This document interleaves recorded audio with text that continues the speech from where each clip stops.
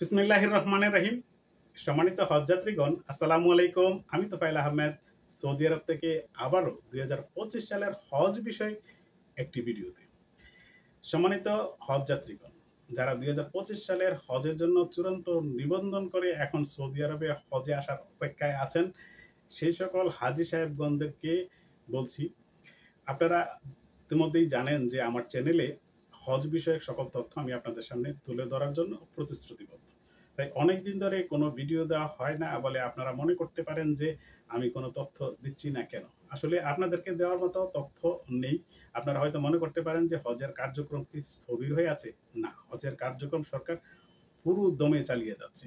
আপনারা সৌদি আরবে যাতে নির্বিঘ্নে এসে আপনাদের বাড়ি ভাড়া, মিনা, তাঁবু ভাড়া থেকে শুরু করে আপনাদের যাতায়াত ব্যবস্থা, সার্ভিস কোম্পানিগুলোর সাথে আপনাদের খাবার-দাবার থেকে শুরু করে সকল কার্যক্রম তারা পুরোদমে চালিচ্ছে।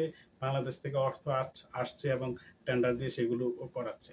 তাই আপনাদেরকে প্রস্তুতির জন্য যে সকল তথ্য দেওয়ার যে সরকার সেই নির্দেশনা দিয়েছে সেটি সরকারিভাবে দেওয়া হয়নি কিংবা আসেনি বলে আমি আপনাদেরকে তথ্য দিচ্ছি না। তবে হজ নিয়ে গত কয়েক বছর কাজ করার অভিজ্ঞতা থেকে আমি আপনাদেরকে যেই পরামর্শগুলো দেওয়ার সেটি আমি নিয়ে আসছি। সেটি হচ্ছে আপনারা আপনাদের নিজেদের প্রস্তুতি নিন।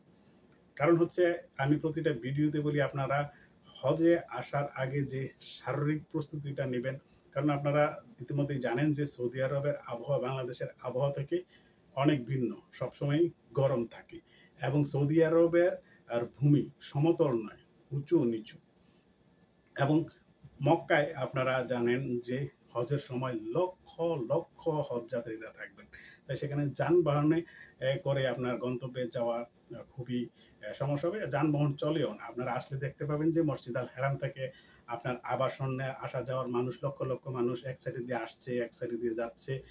সেখানে কোনো যানবাহন নেই। কারণ যানবাহন সেখানে চলার ব্যবস্থাও নেই। তাই আপনাদেরকে সুস্থ থাকতে হবে। সুস্থ থাকলে আপনারা যখন শারীরিকভাবে ফিট থাকবেন তাহলে হজের সকল কার্যক্রমগুলো সুন্দর সুষ্ঠুভাবে সম্পন্ন করার সাথে সাথে ইসলামিক ঐতিহাসিক স্থানগুলো যখন আপনারা পরিদর্শনে যাবেন সেটিও সুন্দরভাবে দেখতে পাবেন। যত ইসলামিক হিস্ট্রি এগুলো আছে সেগুলোও দেখার জন্য আপনাদের এনার্জি যোগাবে যদি আপনারা ফিট থাকেন। তাই আমি সবসময় আপনাদেরকে বলি যে সুষম খাবার খাওয়া, নিয়মিত ব্যায়াম করা এবং বিশেষ করে একটু গরমে থাকার চেষ্টা করবেন এবং উঁচু-নিচু রাস্তা ওঠা-নামা করে সেই অভ্যাসটা গড়ে তুলবেন। তাহলেই সৌদি আরবে এসে আপনি তো সারা জীবনে স্বপ্ন দেখেছেন যে ইসলামিক ঐতিহাসিক স্থানগুলো ঘুরে দেখবেন।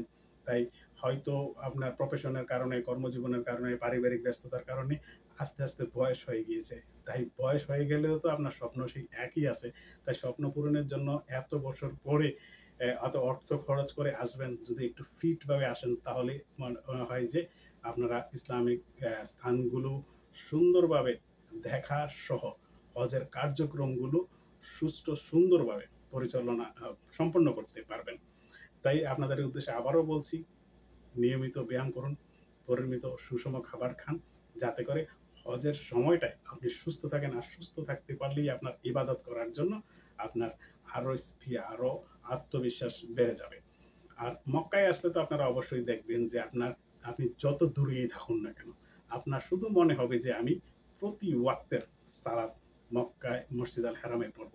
অনেকেই দুপুরে খাবার খেয়ে জোহর নামাজ পড়তে চলে এসে জোহর পরে সেখানে থাকে, আসর পড়ে, মাগরিব পড়ে, এশা পড়ে অনেকে তারপর তার বাসায় যায়। আপনি সেখান থেকে যেতে মন চাইবে না আপনার। তাইলে আপনাকে এই সকল ইবাদত বন্দেগীগুলো করতে হলে আপনাকে সুস্থ থাকতে হবে।